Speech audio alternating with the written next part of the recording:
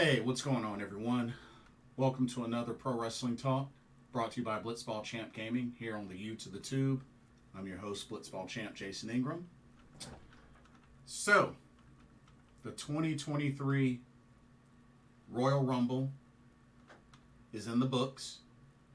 This concludes WWE's first pay-per-view of 2023. And yeah. This year's Royal Rumble, well, we're going to talk about it. We're going to talk about it. That's all I'm going to say. But before we dig into the card and the results, I want to first let everyone know that I am an affiliate of Game Beauty, a line of cosmetics and makeup equipment that have a lot of video game themed designs. If you check out the link in the description box next to Game Beauty, you can check out the website and explore. And if you would like to make a purchase, be sure to use the promo code BlitzballChamp, all in caps, and you can get 10% off of your order. So definitely take advantage of that. Anyway, the 2023 Royal Rumble was in San Antonio, Texas, at the Alamo Dome. And the attendance hit 51,338 people. Not bad. But I have to say, this show was okay. Overall, this show was okay. But let's just dive right on into it. So, there were only 5 matches total for the show. They kicked off with the men's Royal Rumble match. And, it's the usual 30-man Royal Rumble. Of course, the last one remaining gets a title shot at WrestleMania, which WrestleMania will be in Hollywood. So, let's go over all the participants. And I will go over the order in which they came out and also the order in which they were eliminated. So, let's get into it. So, first, we had Imperium's Gunther. And then second, we had Sheamus. So, those were the 2 men that started off. Third, we had The Miz. Fourth, we had Kofi Kingston. Fifth, we had Johnny Gargano, which kind of surprised me a little bit because I thought he was still injured, but he was able to return for this Royal Rumble, so good to see Johnny Gargano. Number 6 was Xavier Woods. Number 7 was Karrion Kross. Number 8 was Chad Gable. Number 9 was Drew McIntyre. Number 10, making his first Royal Rumble, Santos Escobar. So it was really good to see Santos Escobar have a chance by entering his first Royal Rumble.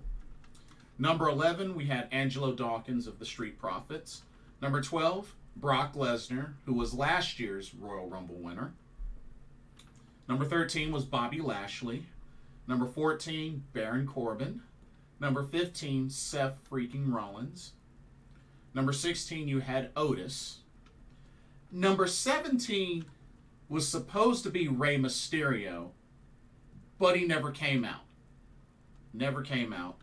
And number 18 was Dominic Mysterio, and he came out wearing a Rey Mysterio mask, and then he, took it off, revealed it was Dominic. Pretty much ripped up the mask. So, I guess one can assume either, Dominic may have taken him out backstage. They never cut the camera or anything. Just, Rey Mysterio was supposed to enter at number 17, and he never showed up. So, they didn't have a replacement or anything like that. He just never came out. Just never came out. It's weird. I've never seen them do something like that before. Usually in that situation, that person's replaced, but Rey Mysterio just didn't come out, and just it was on to the next. It was on to, and Dominic Mysterio was 18, so yeah, it was weird. Number 19 was Elias. Number 20 was Finn Balor. Number 21 was Booker T. Number 22 was Damian Priest. Number 23 was Montez Ford, the other half of the Street Profits. Number 24 was Edge. Edge making his return. Number 25, Austin Theory. Number 26, Omos.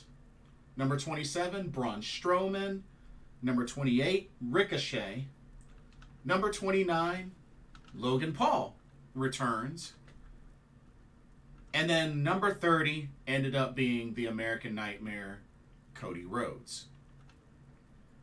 And like I said, not really much for surprises in the men's Royal Rumble match, to be honest with you. But it was okay. It was okay overall. So the order of eliminations, The Miz was the first one to get eliminated, which he got eliminated by a brogue kick from Sheamus. Then, surprisingly, Karrion Kross was the next one to get eliminated. He got eliminated by Drew McIntyre. And then both Kofi Kingston and Xavier Woods were eliminated by Gunther. Santos Escobar was then eliminated by Brock Lesnar. So Brock Lesnar actually got 3 straight eliminations. He eliminated Santos Escobar, then Angelo Dawkins, then Chad Gable. And then Bobby Lashley got a nice bit of revenge for all the havoc that Brock Lesnar has caused by being the one to eliminate Brock Lesnar. That's right. Bobby Lashley eliminated Brock Lesnar. All right, and then Baron Corbin got eliminated by Seth Rollins. And then, like I said, Rey Mysterio, he never showed up.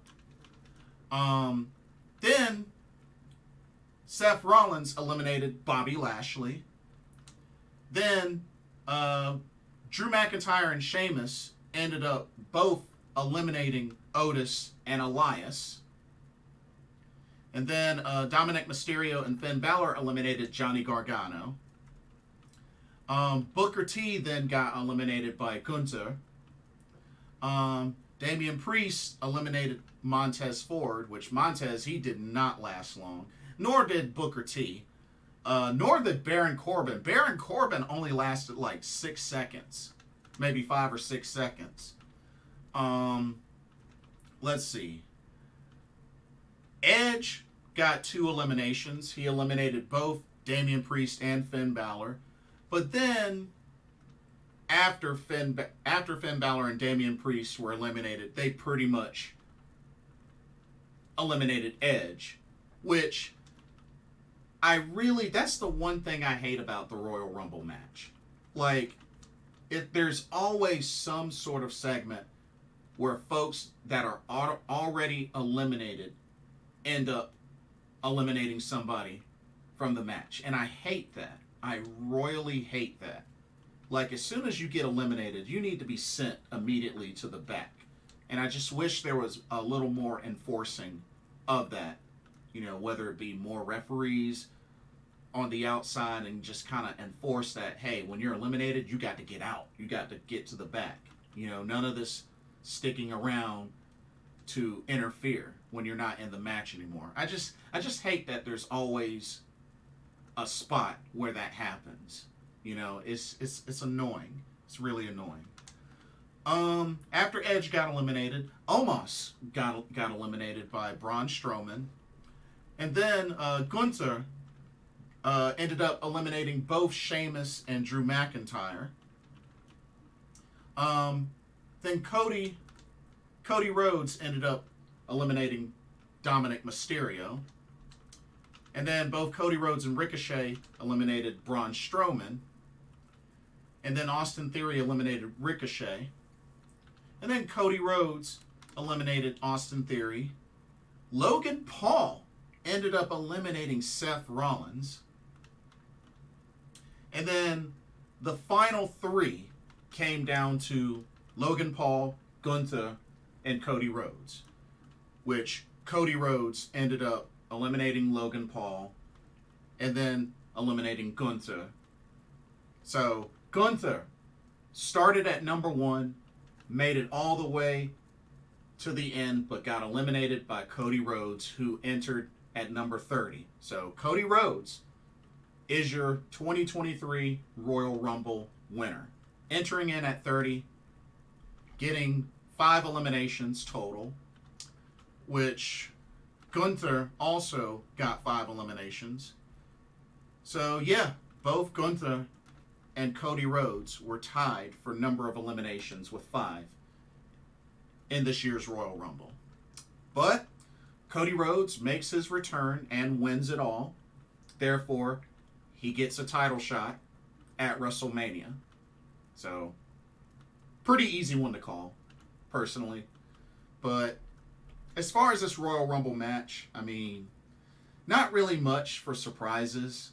And just, I don't know. It didn't really feel special. You know what I mean? I mean, this being Santos Escobar's first Rumble was pretty nice. Booker T, I mean, I guess Booker T came in, did a few moves, did a spin-a-rooney. That was cool. He still got it. But, I don't know. Rey Mysterio not coming out was just kind of a buzzkill. And, yeah, I mean, Gunther entering at number 1 and making it all the way to the end was, you know, was pretty cool. You know, made him look strong. So, I mean, that's nice. But, I mean, I think we all figured that Cody Rhodes was going to win. But, yeah, it is what it is. But, it was an okay Royal Rumble match, to be honest with you. It was okay. And then next up, you had the Mountain Dew Pitch Black match between Bray Wyatt and LA Knight. Pitch Black, pretty much, not only did the ring have the Mountain Dew logo in the middle, and like the panels had the Mountain Dew sponsored logo, but it was pretty much, the lighting was all like a black light. So pretty much LA Knight and Bray Wyatt had glow in the dark gear on. You know, Bray Wyatt with the paint, the glow in the dark paint and face paint, and had a mask and everything. Like, to be honest, it really wasn't that entertaining. Not to mention, the match wasn't even long. It was like maybe a 6 or 7 minute long match. Like, if even that. I'm happy for the fact that Bray Wyatt returned and wrestled, but that match was way too short. Way too short. And it just didn't look entertaining. But Bray Wyatt picked up the victory, you know, as expected. Ended up taking LA Knight to, like, the back or over by the stage or whatnot. Uncle Howdy shows up from a top level and gives a diving elbow drop, which he completely missed LA Knight. But then the stage lit up on fire with the pyro, and yeah. It really was bad. It really was bad. Like, the match was super short. And we all knew that Bray Wyatt was going to win. I mean, it was obvious. But the match was super short. Like I said, it may have been 6, maybe 7 minutes, if that. But, yeah, it was a very underwhelming match. The only thing, I'm just glad that Bray Wyatt is back in the ring wrestling again. That's really all I can say about that. That's all I can say. Next up, we had the Raw Women's Championship match. Bianca Belair against Alexa Bliss. Once again, short match. We've seen these two go at it many times. It really wasn't anything surprising. But Bianca Belair retained the title, hit Alexa Bliss with the KOD, got the pinfall. Afterwards, there was a segment with Alexa Bliss in the ring, having one of those flashbacks to, her old persona and, Lily and, all that, which, I mean, I'm guessing she's going to be going back to that. But other than that, it was an match. It really wasn't anything special. It wasn't anything special, So, it was just another successful title defense for Bianca Belair. That's pretty much it. That's pretty much it. Okay, next up, we had the Women's Royal Rumble match. And I have to say, this was the match of the night for me. This was the better Rumble match than the men's, and this was match of the night. Had a lot more impact, a lot more star power, a lot more surprise factor. So the Women's Royal Rumble match, first one to start off was Rhea Ripley. Enters in at number 1. And then second was Liv Morgan. So Rhea and Liv were 1 and 2 starting us out. Okay, number 3 was Dana Brooke, sporting some new gear. Number 4, Emma, which I believe this is Emma's first Royal Rumble. So Emma came in. Number 5 was Shayna Baszler. Number 6 was Bayley. Number 7, making her first Royal Rumble, B-Fab from Hit Row. Number 8, making her first Royal Rumble, Roxanne Perez, the current NXT Women's Champion. So it was a nice surprise seeing her in this match. I mean, B-Fab was okay, I guess. I mean, another first-timer. But I think she got a decent pop for Roxanne Perez in the Royal Rumble. So it was really good to see her. Number 9 was Dakota Kai. Number 10 was Io Sky. Number 11 was Natalya. Number 12, Candice LeRae. So it was good to see her. Number 13, making her first Royal Rumble, was Zoe Stark. So I was really happy to see Zoe Stark. She did good. She did really good. Number 14, Xia Li. I love the red and black she was sporting. The good colors for her. Number 15, Becky Lynch. Another former Royal Rumble winner. Number 16, Tegan Nox. It was good to see Tegan Nox. Number 17, and who I thought got the biggest pop, was a returning Asuka. And not only was she returning, new theme, new mask, new face paint. And she looked like Kana. She legit looked like the real Kana. So I was so happy to see Asuka return the way that she did at Royal Rumble. So glad to have her back, and she looked like the beast she once was. So that was really cool. That was my favorite. And then, number 18, we had a returning Piper Niven. Oh, you heard right. Piper Niven. No more Dewdrop. Thank God they got rid of that name. It was terrible. So she returned. Number 18 as Piper Niven, no longer Dewdrop. Big thumbs up for that. Number 19 was Tamina. Number 20 was Chelsea Green, although she didn't last long. I believe she was the quickest elimination, which really was ridiculous. But it was good to see Chelsea Green. Number 21, Zelena Vega, dressed up as Jury from Street Fighter. And not only was she dressed up as Jury, but it was advertised that Zelena Vega will be a guest commentator in the upcoming Street Fighter 6 video game that releases this June. So that was really, really cool. Nice little advertising spot they did there. Number 22 was Raquel Rodriguez. Number 23 was Mia Yim. Number 24, Lacey Evans.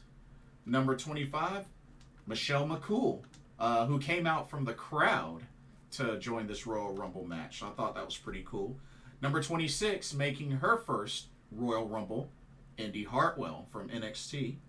Number 27 was Sonya Deville. Number 28, my girl, Shotzi Blackheart returning.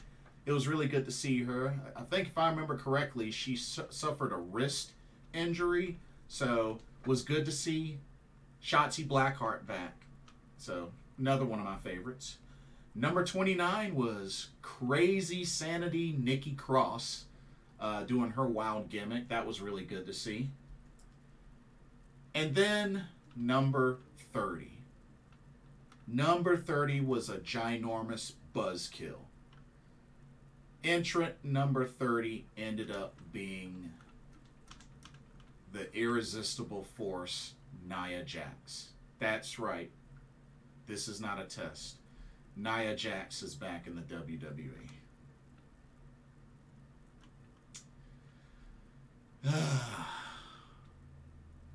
Why? I have no freaking idea. I have no freaking idea why she's back. I don't know if that was Vince's idea or Triple H. I don't know if The Rock said something, but I have no idea why Nia Jax is back.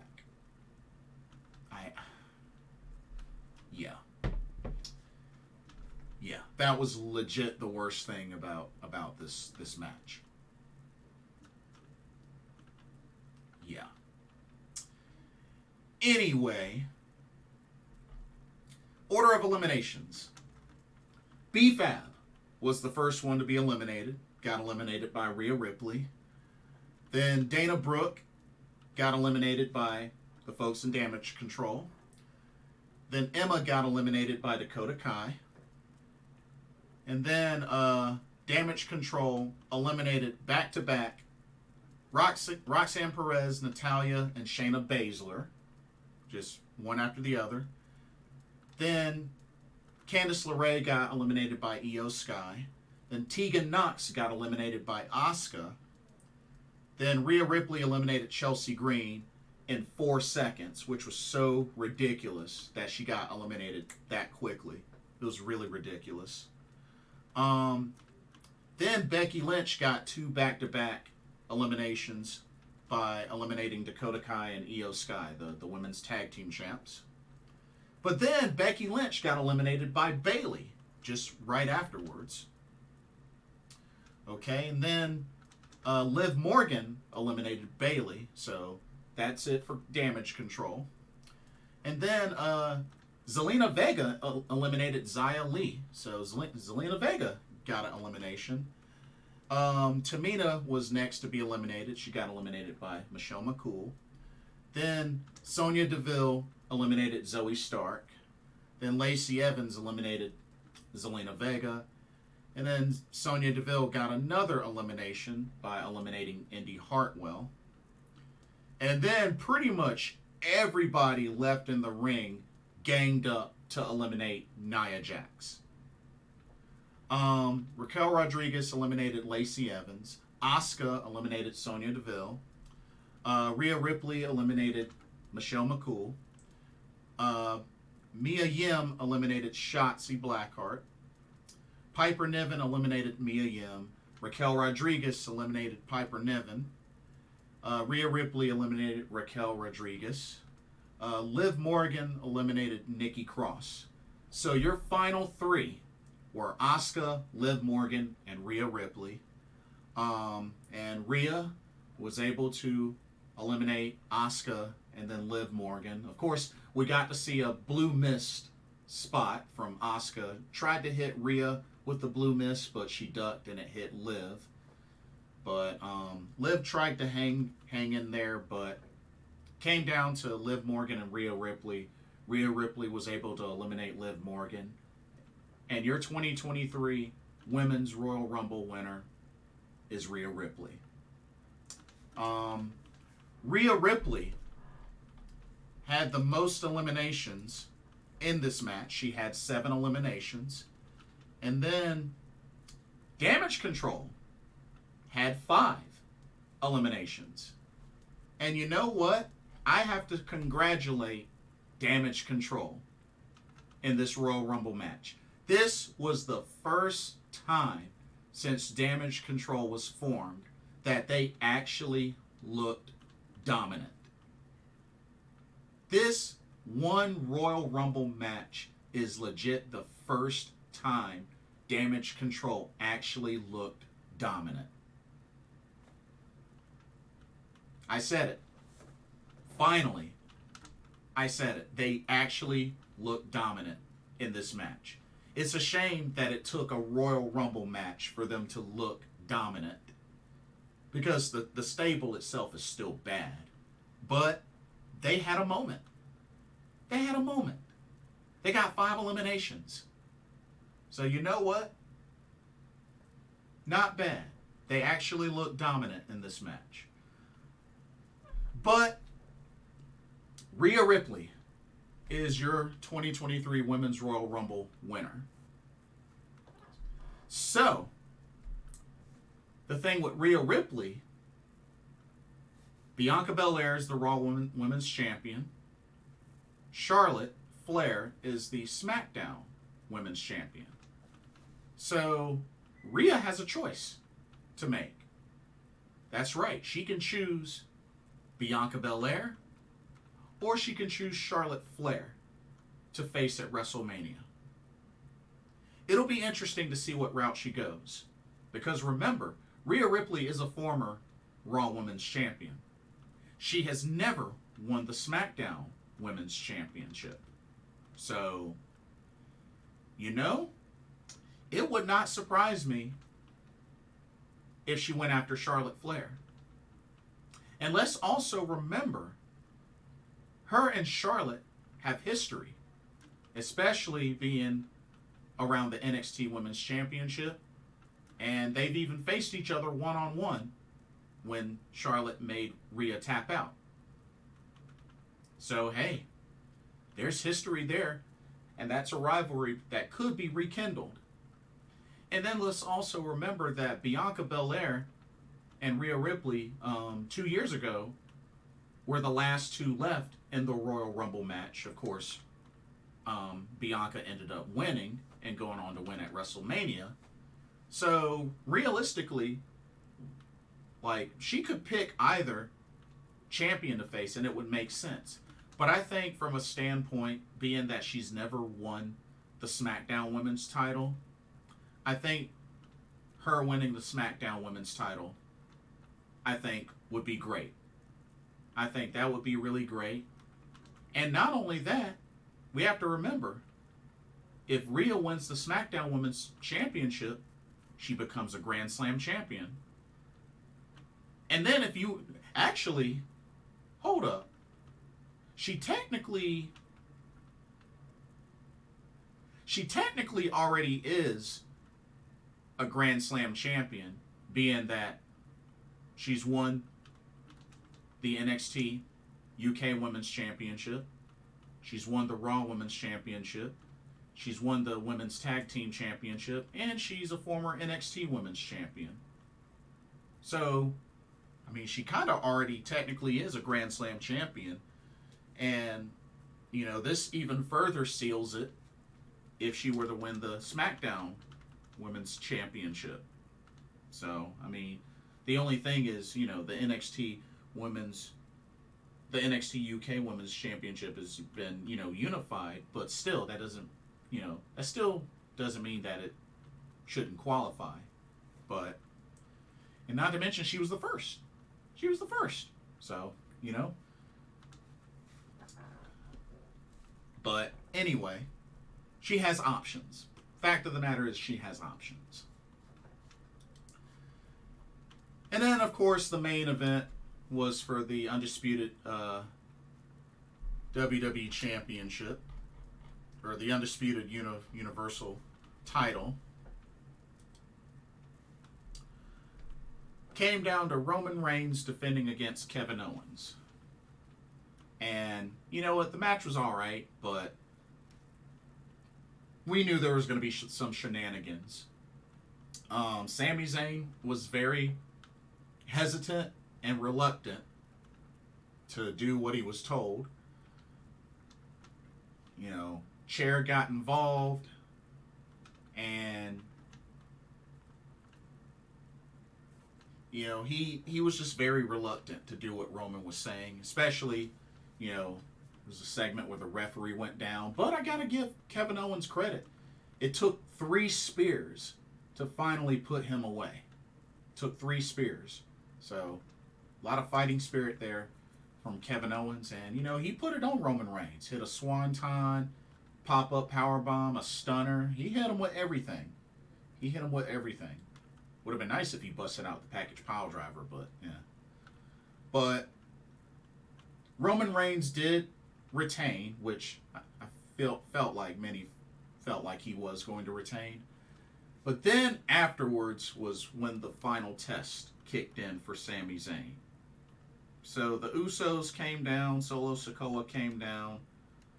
They handcuffed Kevin Owens and pretty much tortured him, beat him down, all of the above. Roman Reigns was going to finish off Kevin Owens with a chair shot while he was handcuffed. Sami Zayn was trying to stop him to the point where Roman was like, all right, you take the chair and you do it. And he kept goading Sami Zayn to do it. But then Sami Zayn ended up hitting Roman Reigns with the chair.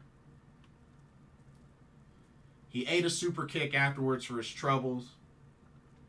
And then Jimmy Uso began to beat him down. Solo Sikoa as well. But Jey Uso ended up leaving. He ended up leaving the ring. He did not join in on the attack. Yeah, he joined in on the attack on Kevin Owens, but not on the attack on Sami Zayn. So there's still some tension there in the bloodline, even besides Sami Zayn. But Roman repeated chair shots to Sami Zayn, ripped off the honorary Uso t-shirt. And hey, Sami Zayn has made his choice and has turned on the bloodline. And he suffered the consequences.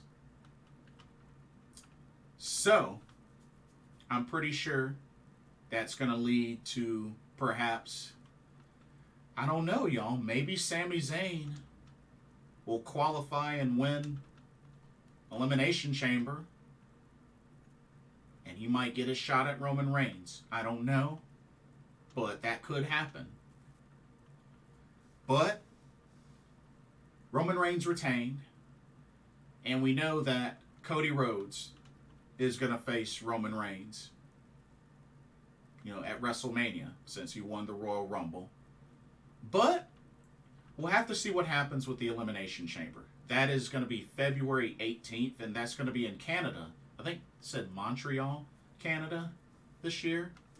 So we're going to have to see what happens with that. See who ends up qualifying for that. You know, there's going to be a men and women Elimination Chamber. So we'll see what happens. But overall, I thought the Women's Royal Rumble match was the best. All the rest of the matches were tolerable. They were tolerable. The Men's Royal Rumble match was okay. The main event was alright. The Pitch Black match and the Women's Championship match were eh. Were eh. Because they were so short. They were so short.